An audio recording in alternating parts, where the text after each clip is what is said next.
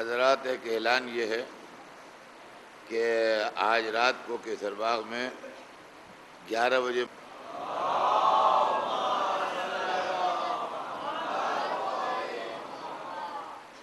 اعوذ باللہ السمیع العلیم من الشیطان اللعین الرجیم بسم اللہ الرحمن الرحیم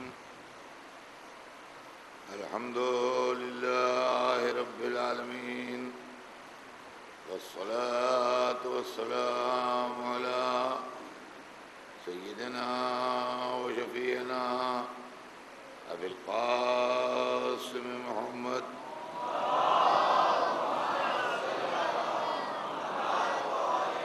وآلہ الطیبین الطاہرین المعصومین ولعنۃ اللہ علی اعدائهم اجمعین من یومنا ھذا الی یوم الدین اما بعد فقد قال اللہ سبحانہ تبارک و تعالی فی کتابہ المبین وهو اصدق الصادقین تبارک الذی بیدہ الملک وهو علی کل شیء قدیر الذي خلق الموت والحياة ليبلوكم أيكم أحسن عملا صلوات سيدنا محمد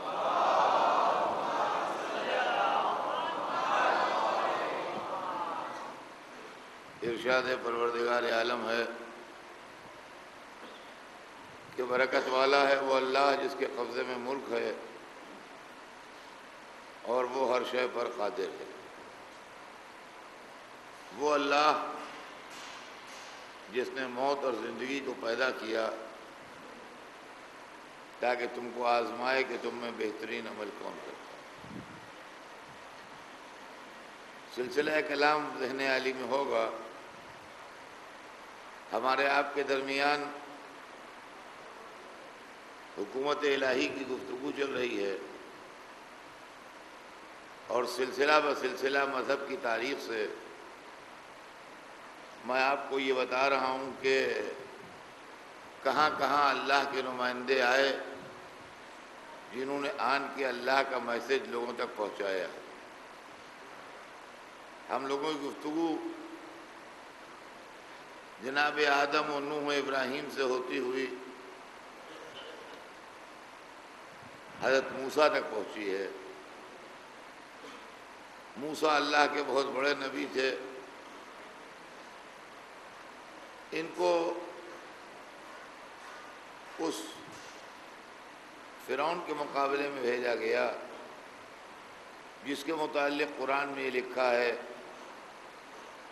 کہ وہ زمین پر اپنے کو بہت بڑا سمجھنے لگا تھا اور بہت سرکش ہو گیا تھا اور ظلم و ناانصافی کرنے لگا تھا۔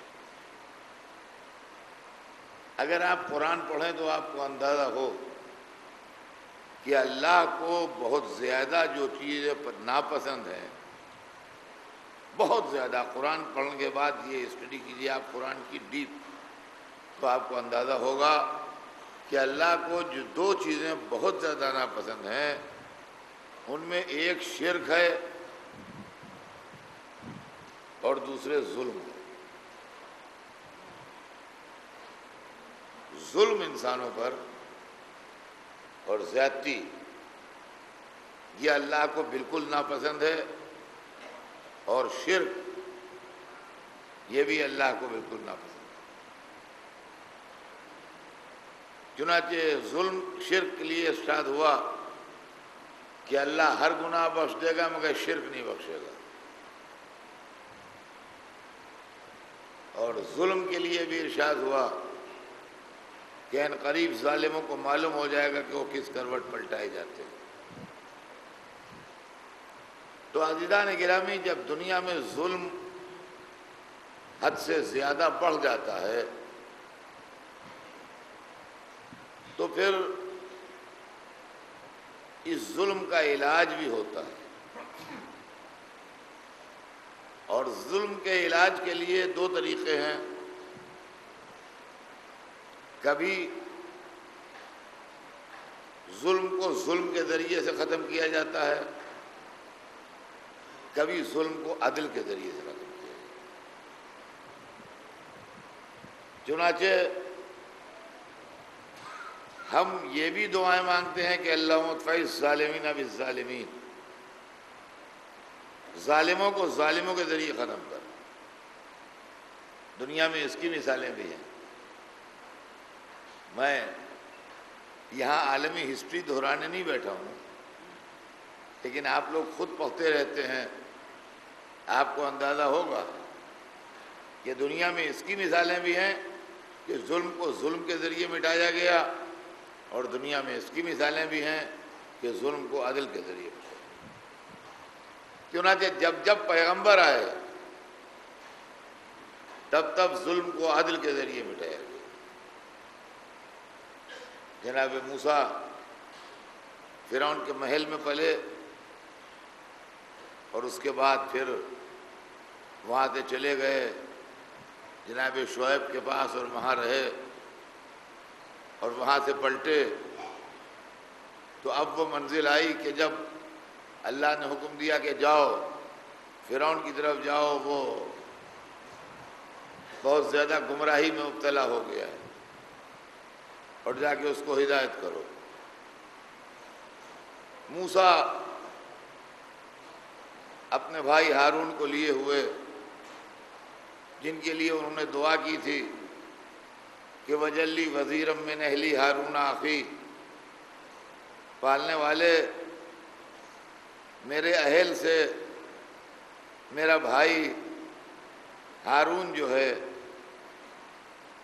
اس کو میرا وزیر بنا دے. قرآن مجید میں ہے یہ واقعہ. جب جناب موسیٰ کو حکم ہوا کہ جاؤ اور فرعون کا مقابلہ کرو، تو انہوں نے اللہ سے کچھ دعائیں مانگی. رب اشرح لی صدری، میرے سینے کو کشادہ کر دے، ویسر لی امری، اور میرے واسطے اس کام کو آسان کر دے، واحلل عقدۃ من لسانی، میری زبان کی گرہوں کو کھول دے، واجعل لی وزیرا من اہلی ہارون اخی، اور میرے اہل سے میرا وزیر بنا دے میرے بھائی ہارون کو. عزیزان گرامی، اس میں ایک بات قابل غور یہ ہے کہ نبی اپنا وزیر نہیں بنا سکتا، خود اللہ بنائے. نبی میں اتنی طاقت نہ ہو کہ وزیر بنائے، امت میں اتنی طاقت ہے کہ خلیفہ بنا لے. موسیٰ کی دعا قرآن میں ریکارڈ ہے، وَاجْعَلْ لِي وَزِيرًا مِّنْ أَهْلِي هَارُونَ أَخِي، میرے اہل میں سے میرے بھائی ہارون کو. چلیے اس سے ایک مسئلہ اور بھی حل ہو گیا، حالانکہ وہ میرا یہاں کا موضوع نہیں ہے، وہ مغل مسجد کا موضوع ہے، لیکن ایک جملہ یہاں بیچ میں آ رہا ہے تو کہتا چلوں کہ لوگ کہتے ہیں کہ یہ علی اہل بیت میں کیسے ہیں، وہ تو رسول کی اولاد نہیں ہے، تو یہ ہارون کیسے ہیں، تو موسیٰ کی اولاد نہیں ہے، بھائی ہیں. معلومہ بھائی بھی اہل بیت میں شامل ہوتا ہے، سمجھے آپ؟ تو اہل بیت میں شامل بھی ہوتا ہے بھائی، اور بیٹا اہل سے نکل بھی جاتا ہے. اہل بیت میں شامل ہونے کے لیے رشتہ داری سے زیادہ کیریکٹر چاہیے. جناب نوح کا بیٹا، جس کو نوح نے کہا کہ میرا بیٹا ہے میرے اہل سے ہے، تو ان کا یا نوح انہ لیس من اہلک، کہ نوح یہ تمہارے اہل میں سے نہیں ہے، یہ عمل غیر صالح ہے. تو معلومات جس کا عمل صالح ہوتا ہے وہ فارس میں پیدا ہو تو اہل بیت میں آ جاتا ہے، جس کا عمل غیر صالح ہوتا ہے وہ گھر میں بھی پیدا ہو تو اہل بیت سے نکل جاتا ہے. صلوات بھیج دیں محمد.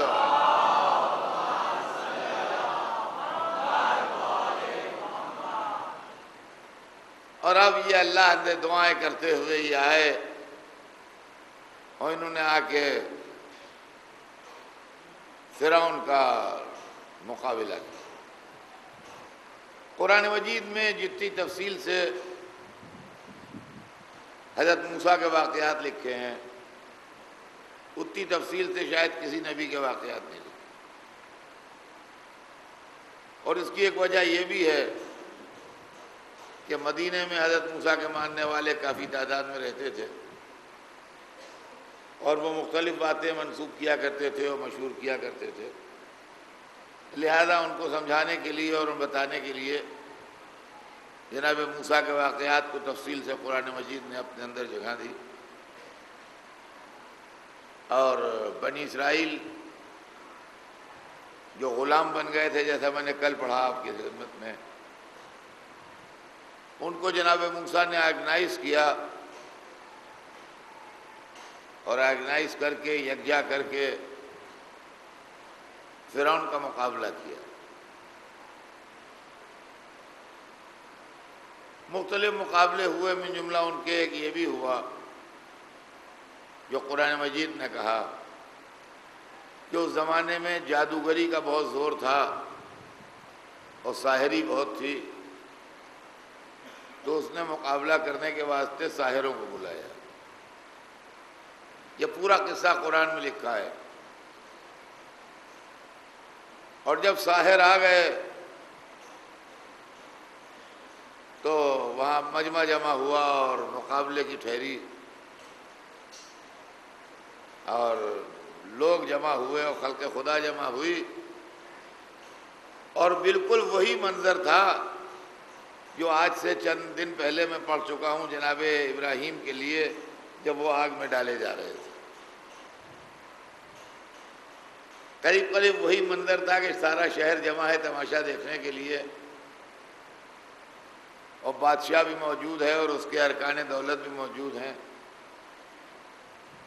اور بڑے بڑے لوگ جن کے دست و بازو پر حکومت چل رہی ہے وہی بیٹھے ہیں، اور ساحر جو ہیں وہ بیٹھے میدان میں جھوم رہے ہیں، اور قرآن مجید نے ایک ایک لمحہ ریکارڈ کیا ہے، اور وہ جھوم جھوم کے کہہ رہے ہیں کہ وَبِعِزَّتِ فِرْعَوْنَ نَحْنُ الْغَالِبُونَ، فرعون کی عزت کی قسم جیتیں گے تو ہم ہی۔ یہ قرآن مجید کی آیت کا ٹکڑا میں نے سنایا، وَبِعِزَّتِ فِرْعَوْنَ نَحْنُ الْغَالِبُونَ، عزت فرعون کی قسم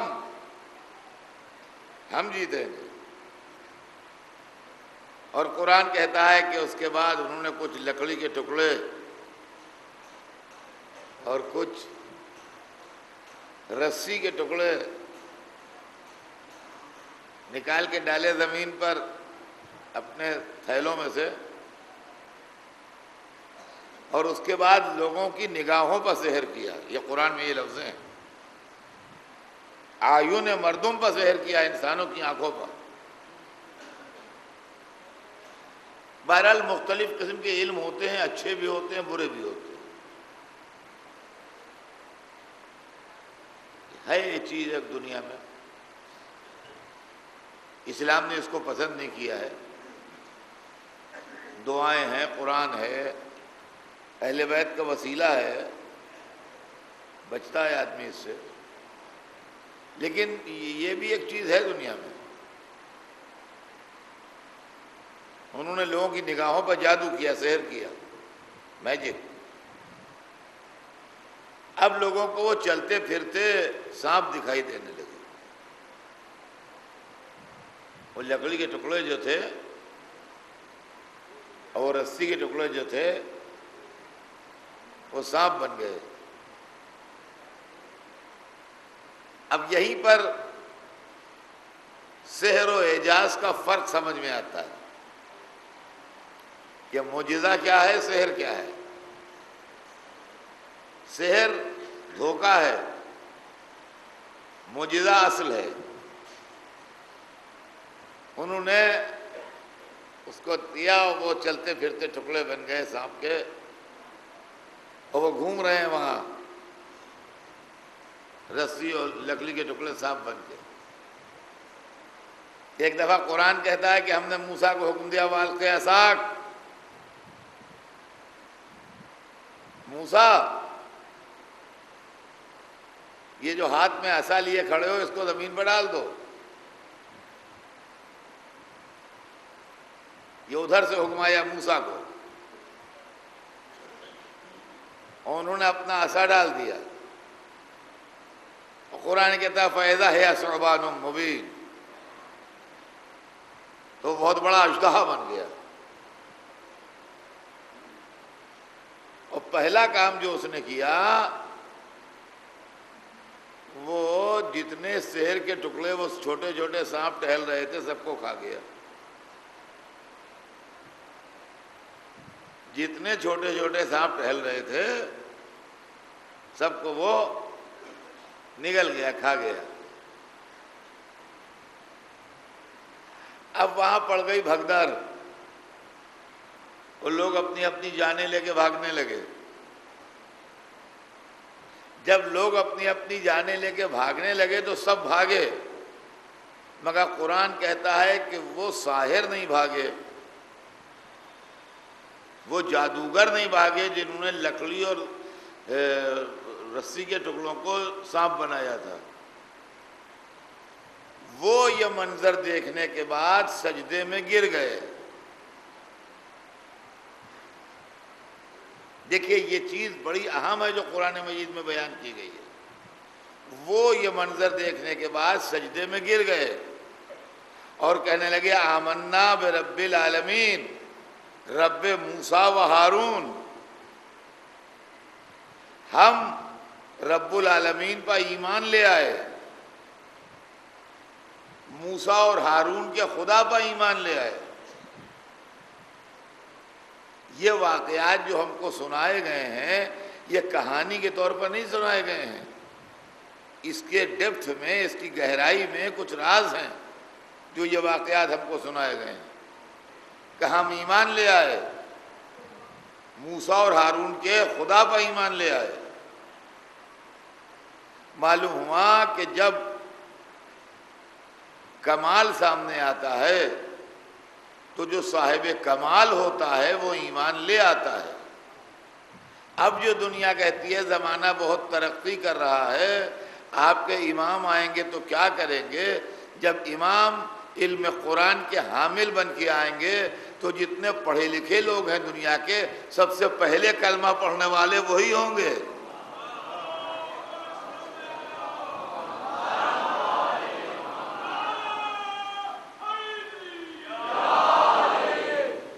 اور یہ بھی سن لیجئے آپ کہ جب آدمی اللہ سے لو لگا دیتا ہے تو دنیا والوں سے بے نیاز ہو جاتا ہے۔ جب اللہ سے لو لگا دیتا ہے تو دنیا والوں سے بے نیاز ہو جاتا ہے۔ فلسفہ یہ ہے کہ جب تک آپ اس سے ڈرتے رہیے گا اس وقت تک یہ وہ سب آپ کو ڈراتے رہیں گے، اور جس دن سے اللہ سے ڈرنا شروع کر دیجئے سارے ڈر دل سے نکل جائیں گے اور ہر ایک حقیر ہو جائے گا۔ قرآن مجید نے ادھر بھی اشارہ کیا، یہی ساحر جو عزت فرعون کی قسمیں کھا رہے تھے ابھی کہ وہ بعزت فرعون نحن الغالبون، عزت فرعون کی قسم ہم غالب آئیں گے، جب انہوں نے کلمہ پڑھ لیا کہ آمنا برب العالمین رب موسیٰ و ہارون، ہم تو رب العالمین پر ایمان لے آئے، موسیٰ اور ہارون کے خدا پر ایمان لے آئے، یہ کوڈ ہے، اس کو ڈیکوڈ کرنا آتا ہے آپ کو؟ یا کہیے میں ڈیکوڈ کر کے دکھاؤں؟ قرآن کی یہ آیت جو ہے یہ کوڈ ہے، اب کہیے میں آپ کو اس کو ڈیکوڈ کر کے دکھاؤں؟ قرآن میں ہے، جس کا دل چاہے دیکھ لے، یہاں سینکڑوں کاپیاں قرآن کی مسجد میں رکھی ہوں گی۔ آمنا برب العالمین رب موسیٰ و ہارون، جب ہم اس کو اپنی زبان میں ڈیکوڈ کرتے ہیں تو آمنا برب العالمین بنتا ہے لا الہ الا اللہ، رب موسیٰ بنتا ہے محمد رسول اللہ، رب ہارون بنتا ہے علی ولی اللہ۔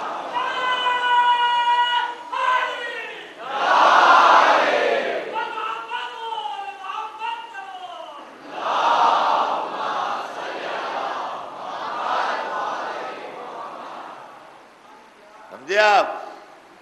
یہ ڈیکوڈ ہوتا ہے یوں کہ ساحروں نے پہلے اللہ کا ذکر کیا، پھر نبی کا ذکر کیا، پھر وسیع کا ذکر کیا، جب جا کے کلمہ مکمل ہوا۔ معلومہ کلمہ خالی ذکر نبی پر مکمل نہیں ہوتا جب تک ذکر وسیع نہ آ جائے۔ صلوات بھیج دیں محمد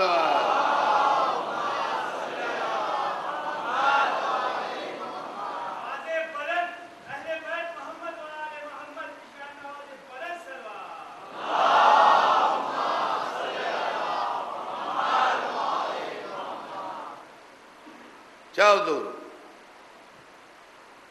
اور اب جو فرعون نے یہ منظر دیکھا تو قرآن میں ہے کہ وہ برہم ہوا اور اس نے کہا کہ معلوم ہوتا ہے کہ یہ تمہارا بڑا ہے، یعنی حضرت موسیٰ کی طرف اشارہ کر کہا ساحروں سے کہ معلوم ہوتا ہے کہ یہ تمہارا بڑا ہے اور اسی نے تمہیں سکھایا ہے سب، اور تم میری پرمیشن کے بغیر ایمان لے آئے۔ اس سے پوچھا بھی نہیں، میری پرمیشن بھی نہیں لی اور ایمان لے آئے۔ بیٹھ جاؤ، میں تمہارا ایک ہاتھ کاٹوں گا ایک طرف سے پیر کاٹوں گا اور تمہیں سولی پہ چڑھاؤں گا۔ دیکھیے فرعونیت کے پاس بس یہی ہے، جو کچھ اس کے بعد تھا اس نے سامنے رکھ دیا، پاور تھا نا اس کے بعد، بادشاہ تھا۔ تو ان کہا ہی تم میری پرمیشن کے بغیر ایمان لے آئے، رہ جاؤ، میں تمہارا ایک طرف سے ہاتھ کاٹوں گا ایک طرف سے پیر کاٹوں گا اور سولی پہ چڑھاؤں گا تمہیں۔ یہ سب قرآن میں آیتیں ہیں، یہ میں آپ کو سنا رہا ہوں ٹرانسلیشن اس کے۔ اب ذرا جواب سنیے، جب اللہ سے لو لگ جاتی ہے تو فرعون کوئی چیز نہیں رہتا، فرعون کی کوئی حقیقت اللہ سے لو لگانے والے کے لیے نہیں ہے، بادشاہتیں نظروں سے گر جاتی ہیں۔ خدا کی قسم عجب جملہ لکھا ہے قرآن میں، قرآن میں ہے کہ ساحروں نے پلٹ کے جواب دیا، وہی جو ابھی عزت فرعون کی قسمیں کھا رہے تھے اور کہہ رہے تھے ہم کو مقرب بنا لینا اور ہمیں بھی خیال رکھنا، یہ سب باتیں ہیں قرآن میں۔ تو وہی ایک دفعہ پلٹ کے اب اس کو ڈانٹتے ہیں فرعون کو، ہمیں جیسے حقیر غلام ڈانٹا جا رہا ہے اس طرح ڈانٹتے ہیں، کہتے ہیں فخذ مانتا قاز، جو بنانا ہو بنا لے۔ اس سے اچھا اس کا ترجمہ اردو میں نہیں ہو سکتا، فخذ مانتا قاز، جو سمجھ میں آئے کر لے، جو بنانا ہو بنا لے، انا علی ربنا منقلبون، ہم تو اپنے پروردگار کی طرف پلٹ جائیں گے۔ ارے زیادہ زیادہ جان ہی لے لے گا نا تو کیا پریشانی ہوگی، ہم اپنے رب کی طرف پلٹ جائیں گے، جو بنانا ہو بنا لے۔ دیکھا آپ نے، معلوم ہوا کہ جب اللہ سے لو لگ جاتی ہے تو سر دربار فرعون ڈانٹا جاتا ہے۔ وہ یہی منظر ہم نے علی کے چاہنے والوں کا دیکھا ہے کہ دربار زیاد میں لایا گیا چاہنے والا، اور اس نے کہا علی کو برا کہو، کہا ہاں کہیں گے، کہا جاؤ ممبر پہ کہو۔ ممبر پہ گیا اور جانے کے بعد اس نے خدا اور رسول کی تعریف کی اور علی کی تعریف کی اور کہا یہ بد کردار ماں کا بیٹا کہتا ہے کہ علی کو برا کہو۔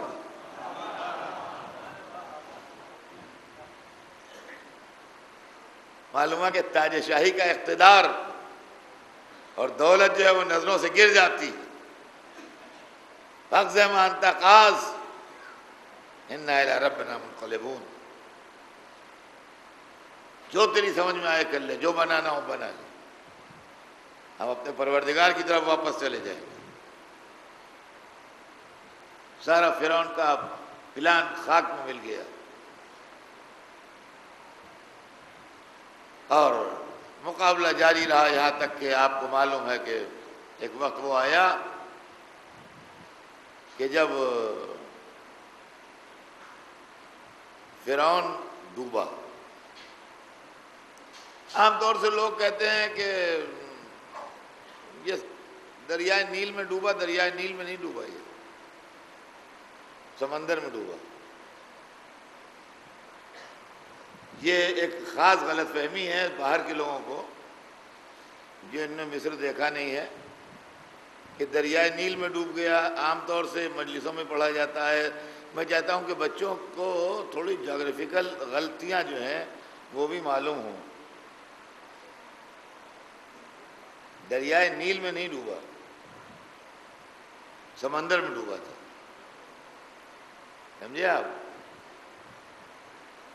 یہ تصور چونکہ مصر میں دریائے نیل بہتا ہے، لہذا زیادہ سوچنے کی ضرورت ہی نہیں ہے، دریائے نیل میں ڈوب گیا۔ جیسے ہندوستان میں گنگا بہتا ہے تو اب جو ہے وہ گنگا میں ڈوب جائے گا، تو یہ نہیں ہے معاملہ۔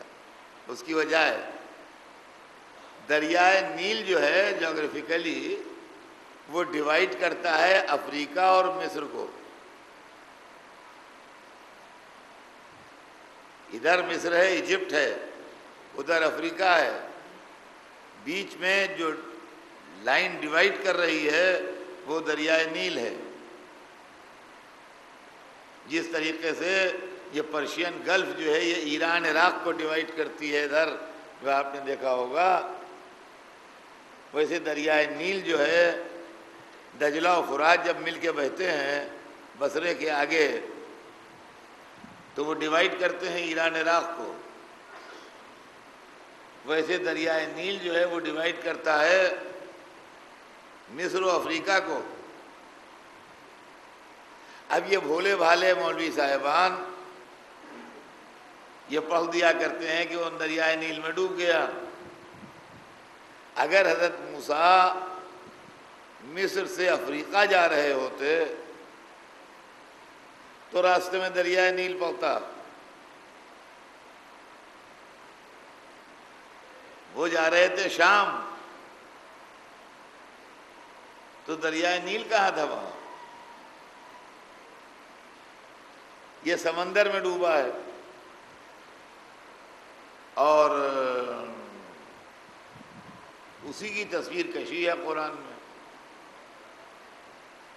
دریاؤں میں اتنا پانی نہیں ہوتا کہ ایک ایک موج پہاڑ کے اتنی دکھائی دے۔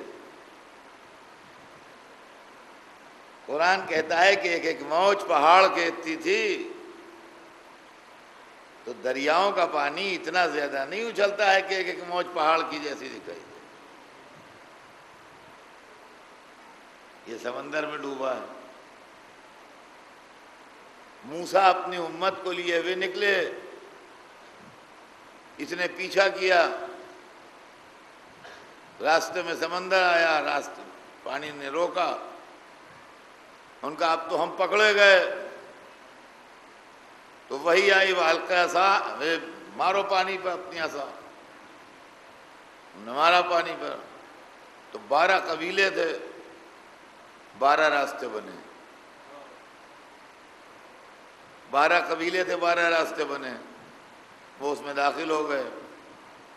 پانی پتھر کی دیواروں کی طرح کھڑا ہو گیا، پتھر کی دیواروں کی طرح پانی، جیسے پتھر کی دیواریں ہیں، جیسے پانی کی دیواریں پتھر ہو گئی اپنی سختی میں۔ راستہ موسیٰ جا رہے ہیں، موسیٰ کے ساتھ ساتھ ان کی امت جا رہی ہے۔ 12 قبیلے تھے۔ 12 قبیلے کیسے تھے؟ 12 قبیلے یوں تھے کہ جناب یعقوب کے 12 بیٹے تھے، یہ کل میں نے سنایا تھا آپ کو۔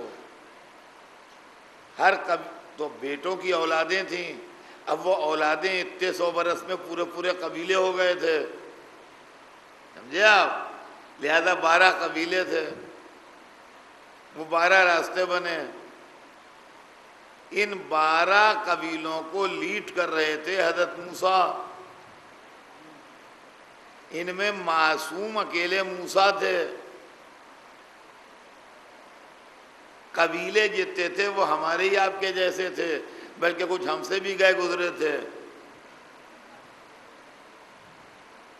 کچھ ہم سے بھی گئے گزرے تھے. لیکن چونکہ لیڈر صحیح تھا لہذا سب نجات پا گئے، ایک بھی نہیں ڈوبا.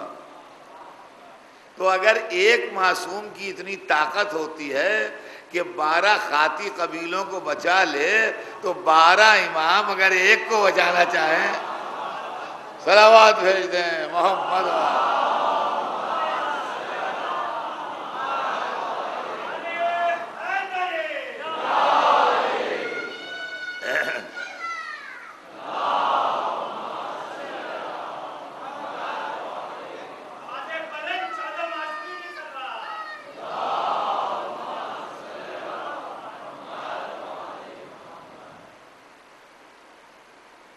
جناب وہ تو نکل گئے ادھر، وہ راستے بنے رہے. اتنے میں فرعون آ گیا اپنا لشکر لیے ہوئے. اس نے جو دیکھا راستے بنے ہوئے ہیں تو وہ تو مفت کی خدائی کرنے کا عادی تھا. اس نے کہا میرے لیے تو بنے ہیں، لپک کے پکڑ لو موسیٰ کو. یہ مہینے بنا ہے، یہ راستے جو بنے ہیں سمندر میں یہ مہینے بنا ہے، میرے لیے بنے. آؤ پکڑے لیتے ہیں. ابھی وہ ناسمجھی میں داخل ہو گیا، اس کے ساتھ جتنے تھے وہ بھی سب چلے گئے. اب سبھی برے نہیں ہوں گے مگر لیڈر برا تھا. ادھر ان کا آخری آدمی جب نکل گیا، ان کا آخری آدمی آ گیا، پانی بھی پانی ہو گیا. اب لگے اس میں غوطے کھانے. قرآن نے وہاں کی تصویر بھی کھینچی، وہاں کی تصویر بھی کھینچی. اب یہ جو فرعون غوطے کھانے لگا اور ناک سے منہ سے پانی اس کے داخل ہونے لگا تو بوکھلایا. اس بوکھلاہٹ میں اس کا آخری جملہ بھی ریکارڈ ہے، آمنت برب العالمین، ہمیں رب العالمین پر ایمان لے آیا.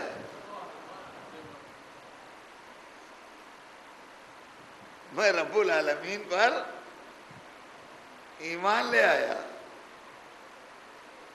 تو تفسیر میں ہے، قرآن میں تو نہیں ہے، تفسیر میں ہے کہ وہیں نیچے کی جو مٹی تھی گیلی وہ اٹھا کے جبرائیل نے اس کے منہ پر ماری کہ اعلان اب ایمان لینے کا ٹائم گزر گیا. اور قرآن کہتا ہے کہ پھر ہم نے اس کے جسم کو نجات دی. اور یہ چیز مدتوں راز میں رہی. تو یہ بھی سن لیں بچے، قرآن کی عمر ہی کم از کم 1400 برس ہے. یہ چیز 1000 برس سے زیادہ راز میں رہی. گزشتہ صدی میں جب تحقیقات ہوئے تو جب رمسیس سیکنڈ کی لاش نکلی تو معلوم ہوا یہ وہی فرعون ہے جو موسیٰ کے زمانے میں تھا. اب قرآن کا جملہ سمجھ میں آیا کہ ہم نے اس کے بدن کو اس لیے نجات دی کہ عالمین کے لیے عبرت قرار پائے. سمجھ میں آیا آپ کی؟ اس کی لاش ممی اس کی ابھی محفوظ ہے اور وہ انسانوں کے لیے عبرت ہے. میں نے اس کو دیکھا تو نہیں ہے لیکن میں نے سنا ہے کہ اس کا جو قول لکھا ہوا ہے کہ بنی اسرائیل کا ونش نہیں چھوڑوں گا تمہیں، وجود کو ختم کر دوں. اس طریقے سے موسیٰ نے اپنی قوم کو نجات دی. قرآن مجید نے ایک ایک ڈیٹیل لکھی ہے. عزیزان گرامی، ایک خاندان کے 2 ٹکڑے ہوئے. توجہ سے آپ سنیے گا ذرا. حضرت ابراہیم کا خاندان تھا، اس کے 2 ٹکڑے ہوئے. ایک بیوی کی نسل سے بنی اسرائیل، ایک بیوی کی نسل سے بنی اسماعیل. بنی اسماعیل مکے میں، بنی اسرائیل پہلے شام میں تھے، پھر مصر گئے۔ مصر میں اللہ نے ان کو حکومت دی، حکومت پا کے انہوں نے کچھ ایسی حرکتیں کی کہ حکومت ان کے ہاتھ سے نکل گئی۔ جب حکومت ان کے ہاتھ سے نکل گئی تو یہ فرعونیوں کے، قبطیوں کے غلام بن گئے۔ یہ ہسٹری ہے۔ اللہ نے پھر ان پر رحم کیا اور ان کے اندر ایک رسول بھیجا، حضرت موسیٰ، جنہوں نے ان کو آرگنائز کیا اور آرگنائز کر کے فرعون سے مقابلہ کیا اور اللہ کی طاقت سے اور اس کے حکم سے اس کو شکست دی اور اپنی قوم کو اس ذلت و خواری و مصیبت و غلامی سے نکالا۔ دوسری طرف بنی اسماعیل تھے جو مکے و مکے کے آس پاس آباد تھے۔ تعداد میں تو یہ بڑھتے رہے مگر ان میں بھی بہتوں کا ایمان سلامت نہیں رہا اور بت پرستی رائج ہو گئی اور تعلیم نہیں رہی اور ایک نیم وحشی کے طریقے سے ان کی زندگی ہو گئی۔ ڈیزرٹ کی زندگی تھی اور زیادہ خطرناک اور خراب۔ اللہ نے ان پر بھی رحم کھایا ایک مدت کے بعد اور اپنے سب سے بڑے رسول کو ان کے درمیان بھیجا، اور حضور سرور کائنات نے مکے کے رہنے والوں کو، مدینے کے رہنے والوں کو، حجاز کے رہنے والوں کو، بنی اسماعیل کو آرگنائز کیا۔ یہ تو رحمت خدا کی کہانی ہے۔ اب آئیے اس کا دوسرا رخ کہ انسانوں نے کیا کیا۔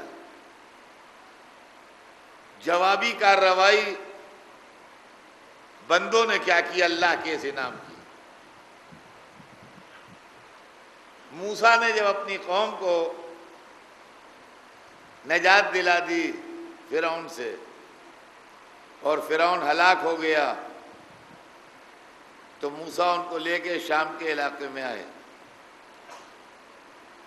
اور قرآن کہتا ہے کہ جو اس ملک کا انٹرنس تھا جہاں سے داخل ہو رہے تھے وہاں تو حکم دیا گیا کہ وَادْخُلُوا الْبَابَ سُجَّدًا وَقُولُوا حِطَّةً۔ یہ قرآن مجید میں ہے۔ یہ لوگ قرآن پڑھتے رہتے ہیں، ان کو یاد ہوگا۔ جب تم وہاں جانا، موسیٰ نے اپنے قبیلے والوں سے یہ کہا کہ جب تم داخل ہونے لگنا اس سرزمین پر جس پر تمہیں حکومت ملنے والی ہے، وَادْخُلُوا الْبَابَ سُجَّدًا وَقُولُوا حِطَّةً، تو وہاں پہنچ کے تم سجدہ کرنا اللہ کو اور حطہ حطہ کہتے ہوئے داخل ہونا۔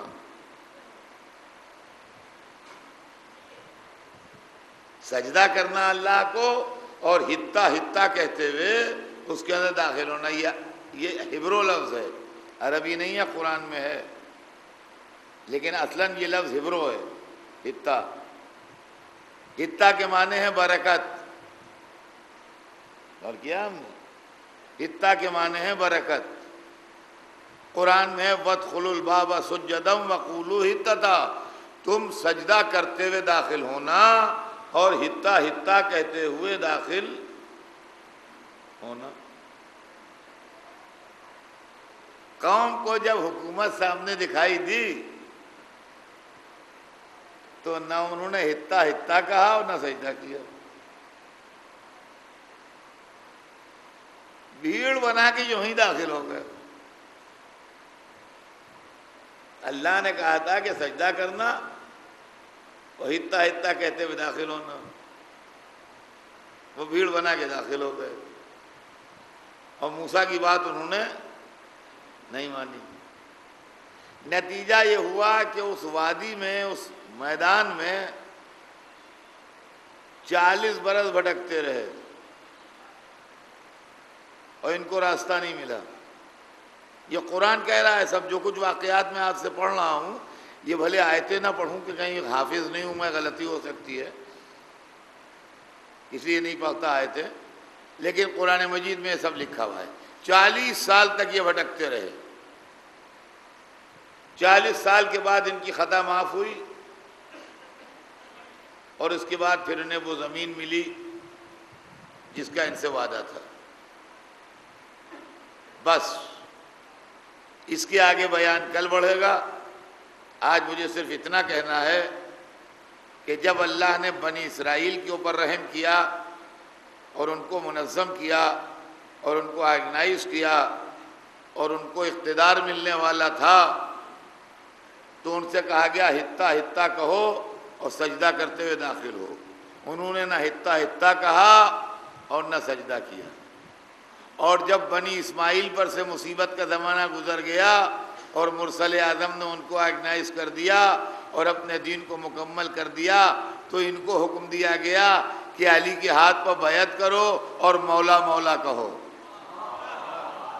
انہوں نے نہ مولا مولا کہا نہ علی کے ہاتھ پر بیعت کی۔ نتیجہ یہ ہوا کہ اس دن سے آج تک 1400 برس ہو گئے ہیں، مسلمان بھٹک رہا ہے، ابھی تک منزل نہیں ملی ہے۔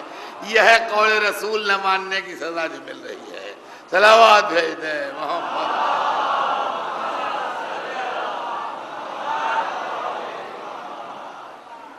اور یہ میں اپنی طرف سے نہیں پڑھ رہا ہوں کہ کوئی شاعرانہ تخیل ہے، امیجنیشن ہے جو پڑھ رہا ہوں، نہیں، یہ حدیث سرور کائنات ہے کہ یا علی تمہاری مثال باب حتا کی سی۔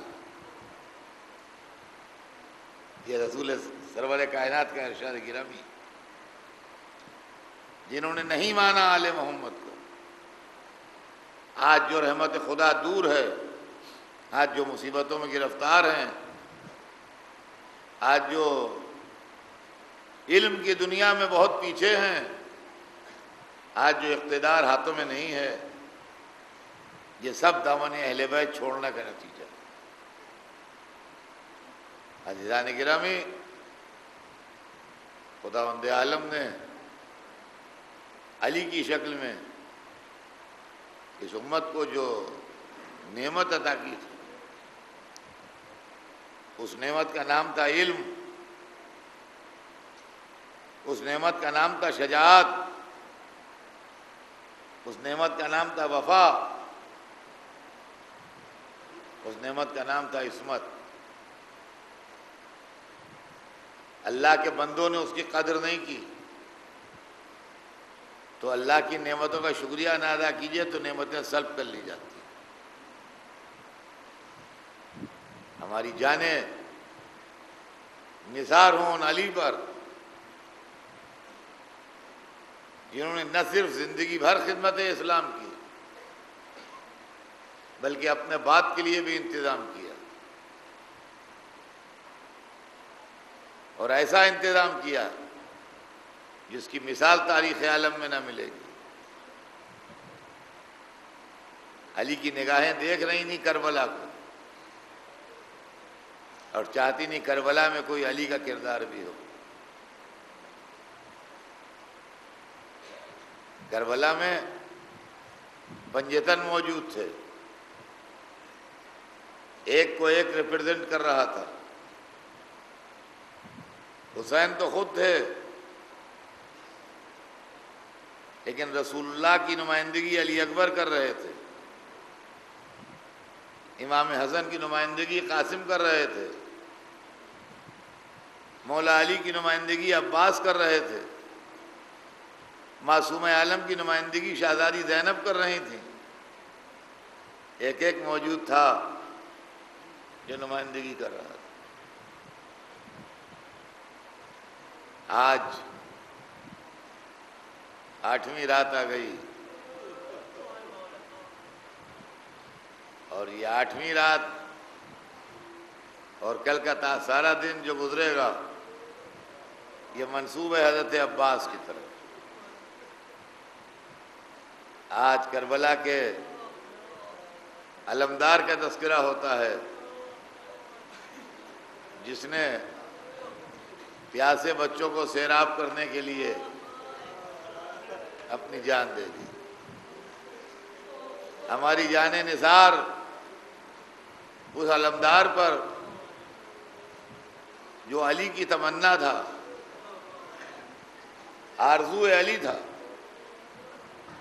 علی نے کوئی آرزو نہیں کی، اپنے دل کو اللہ کی محبت کے لیے خالی کر دیا کہ بس صرف محبت خدا رہے گی اس دل میں، تو کوئی نہیں رہے گا. نہ دنیا کی تمنا کی، نہ آخرت کی تمنا کی، لیکن ایک بیٹے کی تمنا ضرور کی کہ ایک بیٹا پیدا ہو جو میرے بعد ذخیرہ ہو.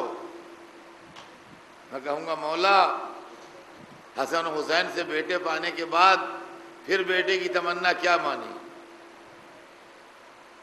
تو ممکن ہے جواب دیں تجھے کیا معلوم، جس خدا نے مجھے حسن و حسین سے بیٹے دیے، مجھ سے لے کے روز مباہلہ رسول اللہ کو دے دیے، میرا بیٹا کہاں ہے؟ تو کربلا کے میدان میں علی کی ذمہ داریاں علی کا بیٹا انجام دے رہا ہے. اور خدا کی قسم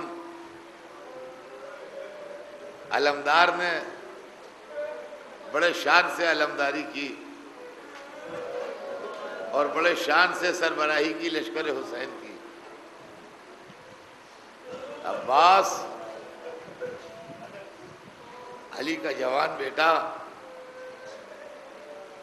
پوری فوج اکیلے سے دب رہی تھی، اور عالم یہ تھا کہ عباس کی نگاہوں میں سما نہیں رہا تھا لشکر.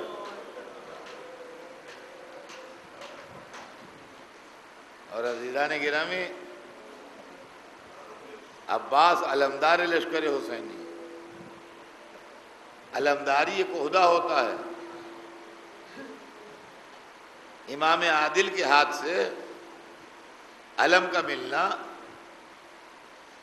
اس بات کی دلیل ہے کہ شہیدوں میں عباس کا قد فضیلت کچھ بلند ضرور تھا جب امام نے علم دیا.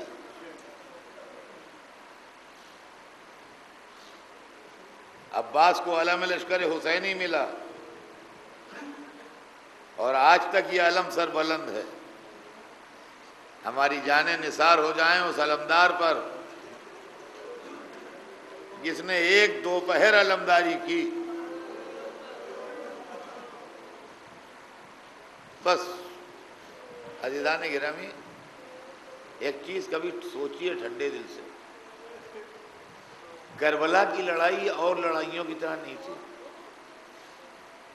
کربلا کی لڑائی کو آپ پڑھیے تو آپ کو اندازہ ہوگا کہ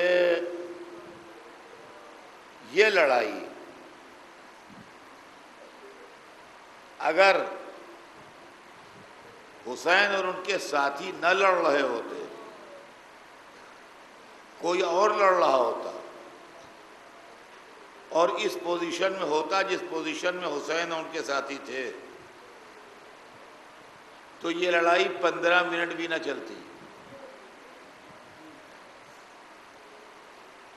یہ لڑائی 15 منٹ بھی چل نہیں سکتی تھی. اس کی وجہ ہے، اس کی وجہ کیا ہے سنیے. ہتھیلی جیسے میدان میں جہاں کوئی پہاڑ نہ ہو، کوئی شہر نہ ہو، کوئی عمارت نہ ہو بچانے کے لیے، دریا ہو تو اپنے قبضے میں نہ ہو، چاروں طرف سے دشمن گھیرے ہوئے ہو اور ہمارا لشکر ٹاپو کی شکل میں ہو، کتنی دیر سروائیو کریں گے تھوڑے سے لوگ؟ آپ مجھے بتائیے کتنی دیر سروائیو کریں جبکہ وہ لاکھوں کے نرغے میں گھرے ہوئے ہیں. کربلا کی لڑائی کا صبح سے لے کے عصر تک چلنا یہ ایک بہت بڑا تاریخی معجزہ ہے. یہ یوں ہی کربلا کربلا نہیں ہے، یوں ہی حسین حسین نہیں ہے. اس کے پیچھے دنیا کی وہ عظیم المثال شجاعت کام کر رہی ہے جس کی مثال تاریخ عالم کے اندر ہے ہی نہیں دوسری. لڑائیاں سینکڑوں ہیں دنیا میں، مگر کربلا کی لڑائی ایک ہے، جیسی نہ ہوئی ہے نہ ہوگی۔ حضرت آدم سے لے کے امام حسین تک نہ ویسی لڑائی ہوئی، اور نہ اب امام حسین سے لے کے صبح قیامت تک ہوگی وہ لڑائی۔ اس کی وجہ یہ ہے کہ دیکھیے ایک ایک چیز سوچئے، چاروں طرف سے گھرے ہوئے، 3 دن کے پیاسے، چھوٹے چھوٹے بچے بھی، بیویاں بھی،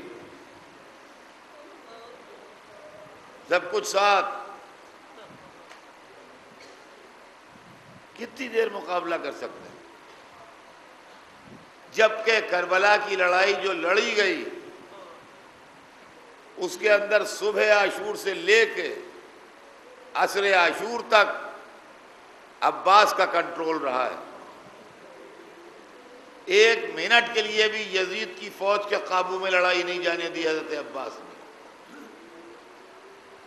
آپ لڑائیوں کی ہسٹری پڑھیے، قوموں نے ہاری ہوئی لڑائیاں بھی لڑی ہیں کہ لڑ رہے ہیں مگر کنٹرول دوسرے کے ہاتھ میں، قابو نہیں ہے ہماری لڑائی پر۔ 1 سیکنڈ کے لیے حضرت عباس کے قابو سے لڑائی گئی نہیں، صبح سے شام تک میں۔ اگر آپ کہیں گے دلیل، تو میں یہ جوش محبت میں نہیں کہہ رہا ہوں کہ میں ان کا غلام ہوں اس لیے میں کہہ رہا ہوں، نہیں، میں ثابت کر دوں گا آپ کو غیر جانبدار طریقے سے کہ غیر کے ہاتھ میں لڑائی نہیں گئی۔ دلیل یہ ہے اس کی کہ دیکھیے اس مسجد کے اندر اس وقت پورا صحن بھرا ہوا ہے، یہ پورا ہال بھرا ہوا ہے، یہ ادھر کی جو گیلری ہے پوری یہ سب بھری ہوئی ہے، جو میرے سامنے مجمع ہے، یہ مجمع 72 آدمیوں کا نہیں ہے، یہ ماشاءاللہ کئی ہزار آدمیوں کا مجمع ہے۔ لیکن اس پوری بھری ہوئی مسجد کو اگر جو دشمن نے تعداد لکھی ہے لشکر یزید کی، جو ہم نہیں مانتے، جو گھٹا کے لکھی ہے حسین کی عداوت میں، وہ 30,000 کی لکھی ہے۔ جو بدترین یزیدی مورخ ہیں انہوں نے لکھا ہے کہ شیعہ بڑھاتے ہیں یزید کا لشکر، زیادہ نہیں تھا، بس 30,000 تھا۔ ہم کہتے ہیں ہم وہی معنی لیتے ہیں 30,000۔ تو اگر اس مسجد کو 30,000 کی ٹرینڈ آرمی گھیر لے اور مقابلہ شروع ہو جائے تو کتنی دیر سروائیو کر پائیں گے آپ؟ اب مجھے بتائیے، اور کیا یہ ممکن ہے کہ آپ اس احتیاط سے لڑیں کہ بمبئی والے پہلے مارے جائیں، مہمان بعد میں مارے جائیں، امتی پہلے مارے جائیں، سید بعد میں مارے جائیں؟ بھائی جب لڑائی ہو رہی ہے، ہنگامہ مچا ہوا ہے، تو کوئی پہلے مر سکتا ہے، کوئی بعد میں مر سکتا ہے۔ لیکن کربلا کی 72 کی لڑائی میں آخر تک کنٹرول عباس کا تھا۔ پہلے اصحاب باوفا شہید ہوئے، کیا یہ ممکن نہیں تھا کہ حضرت عون محمد میں کوئی شہید ہو جائے اور حبیب نے مظاہر زندہ رہ جائیں؟ کیا یہ ممکن نہیں تھا کہ مسلم نے اوسجا زندہ رہ جائیں اور جناب قاسم شہید ہو جائیں؟ بنی ہاشم خیموں میں تھوڑی بیٹھے ہوئے تھے، وہ بھی لڑ رہے تھے، لیکن اس طرح لڑائی پر عباس کا کنٹرول تھا کہ 1 سیکنڈ کے لیے لڑائی باہر نہیں جانے دی۔ اور اس کے بعد دشمن نے جس چیز کو پیسٹریج ایشو بنایا تھا، خدا کی قسم اس کو بھی روند کے پھینک دیا کہ پانی نہیں جانے دیں گے۔ دیکھیے یہ بات نہیں ہے کہ پئیں گے کہ نہیں، پانی دریا سے نکلے گا نہیں۔ عباس نے اس وقت تک حملہ نہیں کیا جب تک حسین کے 2 ساتھی بھی زندہ رہے، اکیلا جا کے دریا سے پانی لے کے آیا تاکہ معلوم ہے کہ تمہاری پوری فوج اکیلے کے سامنے ناکام ہے۔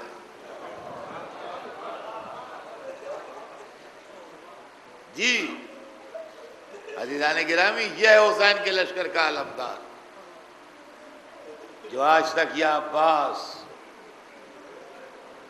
یا عباس یا عباس، سکینہ کے پردے کا محافظ، زینب کی چادر کا محافظ، بیویوں کے دل کی ڈھارس، حسین کے قلب کی قوت، علی کے دل کی تمنا، فاطمہ نے جسے اپنا بیٹا کہا،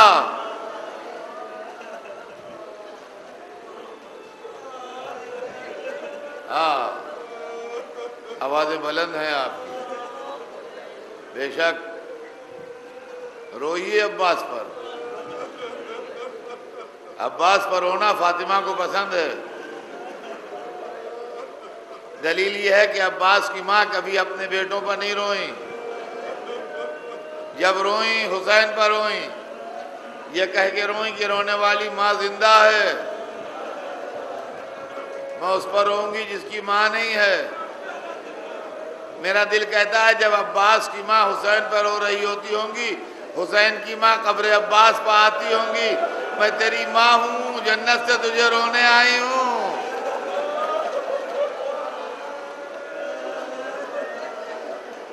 اجرکم اللہ۔ عباس میں اور سارے لشکر میں فرق یہ ہے کہ ہر ایک کے دل کی حسرت نکل گئی، سب لڑ لیے۔ عباس وہ ہیں جو لڑ نہ پائے، جن کے دل کی حسرت نہیں نکلی۔ امام سے اجازت لے رہے ہیں، مولا اجازت دیجئے، کہا نہیں بھیا تمہیں نہیں اجازت۔ آخر میں کہا تم تو میرے علمدار ہو، کہا وہ لشکر کہاں ہے میں جس کا علمدار تھا؟ اتنے میں چھوٹے چھوٹے بچے خیام حسینی میں آ گئے، پانی پیاس العطش، بچوں کو دیکھا، عباس کو دیکھا، اچھا بھیا اگر جا رہے ہو تو ان کے لیے پانی کی سبیل کرنا، اے لیجئے کسی بہانے جانے کی اجازت تو ملی۔ تاریخ بتاتی ہے سکینہ خیمے میں گئیں، سوکھی مشق لے کے آئیں، چاروں طرف سے بچے عباس کو گھیرے کھڑے ہیں، 4 برس کی کمسن بھتیجی ہاتھ اٹھا کے مشکیزہ دے رہی ہے، جوان چچا اپنے بلند قامت گھوڑے سے جھک کے مشکیزہ لے رہا ہے۔ یہ عباس و سکینہ کی آخری ملاقات تھی۔ پھر اس کے بعد نہ عباس نے سکینہ کو دیکھا، نہ سکینہ نے عباس کو دیکھا۔ عباس پلٹ کے دریا بنا آئے، سکینہ پلٹ کے شام سے نہ آئی۔ آج تک عباس کے علم میں مشق سکینہ ہے۔ یا عباس، غلام آپ کو سلام کرنے حاضر ہیں، ہمارے سلام کا